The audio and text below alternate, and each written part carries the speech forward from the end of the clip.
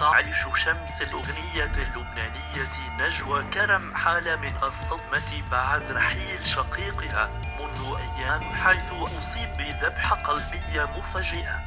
غردت نجوى من خلال حسابها على تويتر بعد أيام من رحيل شقيقها قائلة: اجعلني ربي شمعة تذوب صلاة من دون ملل، حتى متى استراحت نفس أخي أستريح.